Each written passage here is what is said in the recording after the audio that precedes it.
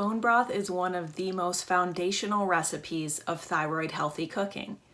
It nourishes us from the inside out, supporting healthy skin, healthy hair, healthy nails, and it especially supports a healthy gut, which is so important for us as thyroid thrivers.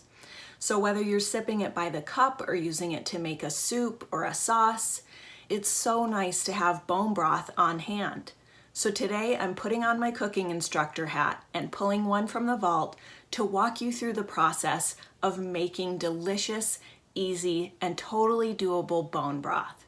Hello thyroid thrivers, welcome back to another episode of Thyroid-healthy Bites, a weekly podcast dedicated to helping you live well and eat well so you can feel well. I'm Ginny Mahar, your host and the face behind the apron at hypothyroidchef.com.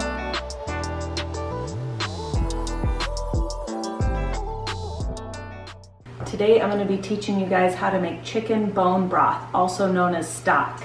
This is one of the oldest recipes in the book, and there's a really good reason why so many people are getting back to making it from scratch and keeping it on hand. We always have it on hand here.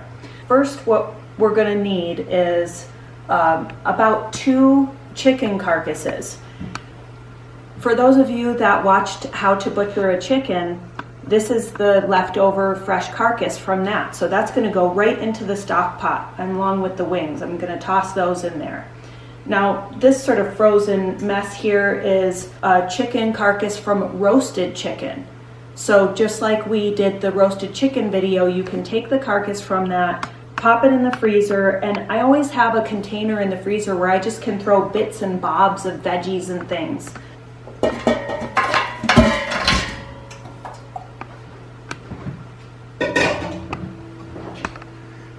Okay, so we've got our 2 chicken carcasses in the pot. Next, we're gonna add our veggies. Now there's a lot of different things that you can use here, and this is a great way to cut down on food waste. So the first thing I do when I'm gonna make stock is I go through my refrigerator and I see what I have that would work well in stock. The basic recipe uses about 4 pieces of celery, 3 to 4 carrots, and about 1 medium onion. Now I've got some onion skins here. These are great. You don't want to eat these, but these add really nice color to the stock. They make it nice and golden. This is the top of a leek. This is wonderful. It adds a really nice, delicate onion flavor. You just want to make sure you break it apart because it can get a lot of dirt and silt in there. So that needs to be really well rinsed before you use it. And then I also had some mushrooms in the fridge. Now guys, this isn't a trash can here. We're not going for anything moldy, slimy, gross, yucky, but these are a little bit dried out, kind of past their prime. So into the stock pot they go. And then here we've got some fennel stalks. These are the tops of the fennel bulb. I can't emphasize enough how wonderful stock is for cutting down on food waste. So we're gonna put our veggies into the pot. You can see I just have these sort of chunked up. I don't peel my carrots. Carrots, most of the nutrients are in the skin, so I tend to leave the skin on my carrots for stock. And I'm just gonna really roughly chop this leek. Can put our onion scraps in. This wasn't half an onion I had in the vegetable drawer, so I'm gonna use that up. Cut this kind of furry bottom off and just do some kind of large chunks. This is really quick and easy.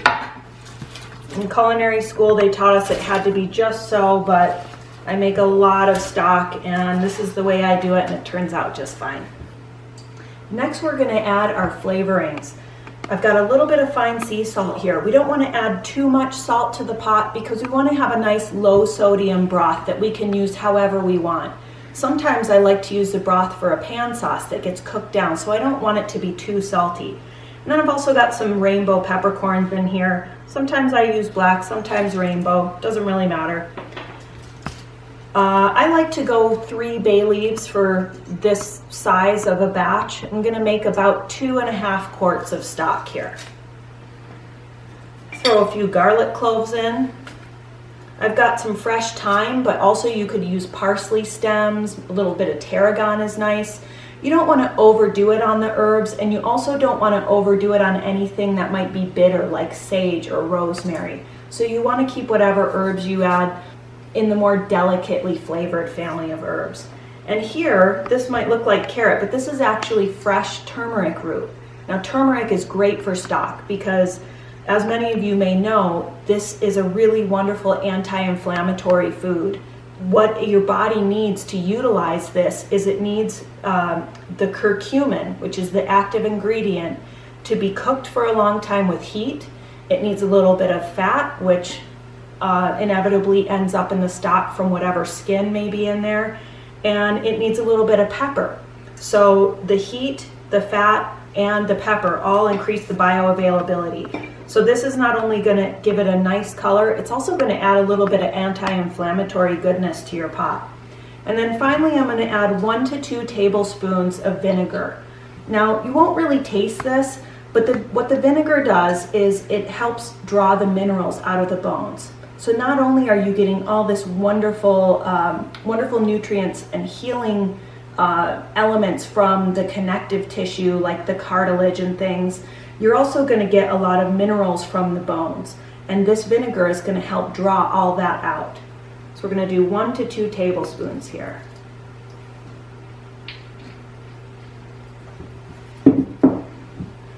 Finally, we're going to add about 10 cups of filtered water. And we're going to cook this on low heat for 24 hours. That's my kind of standard recipe. So you want enough water in here to cover everything. So whatever it takes, if you have a little bit of extra water in there than we planned on, that's totally fine. It just means you're going to end up with more stock. Once we get enough water in here to cover everything, I'm going to turn this on and get it heated up. And then I'm going to reduce the heat to a nice low simmer. I'll let it cook overnight. You can also use a slow cooker for this. That works really well. But you want to make sure that the pot that you use is not coated with any kind of Teflon or anything that could add toxins to the food. It really matters here because of that 24-hour cooking time. Some people even go up to 48 hours, so don't feel like it has to be exactly 24. But once we're done, we're going to have this really wonderful broth that is filled with collagen, elastin, gelatin, and all kinds of things that make your joints feel good, make your skin beautiful, and help heal your gut. Okay, so we've got this nice and hot. I just want to check and make sure that this is at the right temperature. And this looks just about perfect. It's nice and steamy. I can see occasionally some little bubbles coming up here and there. But really it's important here, guys, that the temperature stays low. That's going to help all the goodness draw out of the vegetables, the bones, and the connective tissue that's in the pot. So boiling is kind of a no-no when it comes to stock. You want to try to avoid that as much as possible. So if we can keep this kind of looking like this for the next 24 hours, we're good to go. All right, guys, so it's been 24 hours, and this is what our stock looks like now. You'll see a little layer of fat floating on top. We're going to skim that later. And also you'll see that all the chicken in here has pretty much fallen apart and all the yummy goodness has come out of those bones. It smells amazing, the house smells amazing, and we've got, looks like maybe even 3 quarts of stock here to put away for later. So now what? Well, we need to strain all the solids out of the broth. So here I've got a fine mesh strainer set up over my biggest kitchen bowl. And I'm just going to carefully pour that through here to strain out the solids.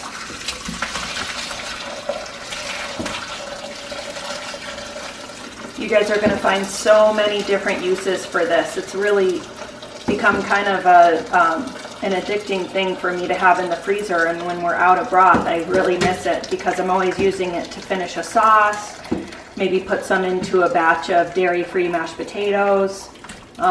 There's so many different uses. You know, a lot of people now just sip it right out of a cup, and that's wonderful too. All right, so we're going to lift that out of here, and now we've got a huge bowl full of steaming hot chicken stock. So now what? I've prepared an ice bath in this sink over here, and this is what I recommend as the best way to cool your broth before storing it. Now, some people might just put it into their containers and stick it in the freezer, and what happens is you end up with a lot of steam and frost in your freezer that way.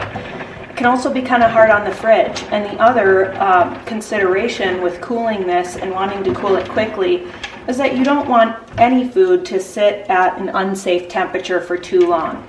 So the quickest, fastest way to cool this is in an ice bath. So we're going to let this sit here for, maybe 30 minutes or so, and at that point the fat will have risen to the top. It'll make it a little bit easier to skim that fat off, and then we'll get it in our containers and store it away. Okay, so now our broth is nice and cooled off, and you can see that we've got this layer of fat on top we need to remove. There's a few different ways you can do that. You can ladle off the top layer of the broth and put it into what's called a gravy strainer or gravy separator. That will make the fat float to the top, and you can pour the broth from the bottom, back into here so you have no waste. Here I'm just using a simple spoon method, just kind of taking the edge of my spoon to carefully dip and try and skim just the fat. Trying really hard to get just the fat and not too much of the broth underneath. Don't want to waste any of that goodness. You can also skip this step, but sometimes it means you end up with a greasy soup, and that's just not very tasty. And I wanted to mention too that a lot of people these days are doing paleo, the paleo diet, and using things like lard to cook with, or schmaltz, which is rendered chicken fat. And I learned from the paleo mom, Sarah Ballantyne, that when it comes to the fat that is on the top of bone broth, you don't want to save that because of the super long cooking time. The fat has oxidized and it's no longer very healthy for you to use. So unfortunately, this fat is not something we want to save. The other option is, you could take this cooled broth, put it in your fridge overnight, and that layer of fat will harden on top as it gets really nice and chilled. And then, sometimes if there's enough of it, there have been times when there's been a lot of fat, you can almost pick up the whole disc and discard that in your trash. Okay, so once your fat is skimmed, you want to put it in some freezer-safe containers. I use glass or ceramic to reduce toxins. And I also use, this is a baby food container I use to make baby food for my son. It's silicone. It's great because I freeze a little stock in here and I can pop these little cubes out. And when I'm, say, making a pan sauce or needing a little liquid to deglaze a pan with, then I can just use one of these little cubes and melt it if you just need a little bit. And I always try to do like a variety of sizes, because you never know, for a batch of mashed potatoes, you might only need, about a cup.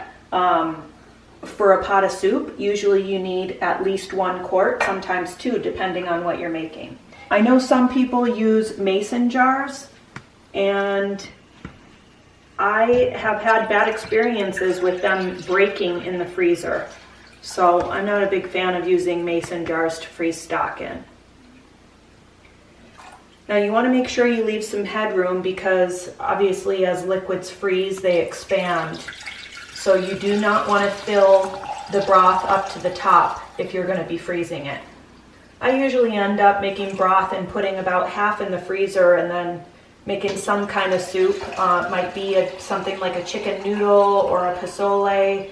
Sometimes I use the broth to make like a pureed vegetable soup with, I did one last week with roasted butternut squash. So there's just a number of ways that you can use this broth to make incredible, healthy, nourishing, gut healing meals for you and your family. Now when you're doing this, try not to swirl the bowl too much, because as you get to the bottom, you'll see that there's some sediment. And those are just, different little bits of vegetable, meat, what in culinary school we would call impurities in the stock. So usually when I get down to the very bottom, I end up discarding that sort of sediment that's in the bottom. So I just sort of pour off the top here. And finally, the last step is you just put your lids on. I put a label on it, chicken broth and the date. Put it in your freezer, and this is like money in the bank, guys. I hope you enjoyed this and learned something, and I hope that you get into the very healthy, wonderful, soul-nourishing habit of making your own stock. There's so many things you can do with it. All right, thanks for being here. I hope you've enjoyed this episode of Thyroid-healthy Bites. To download your free Thyroid Thrivers grocery guide, you can go to hypothyroidchef.com/grocery.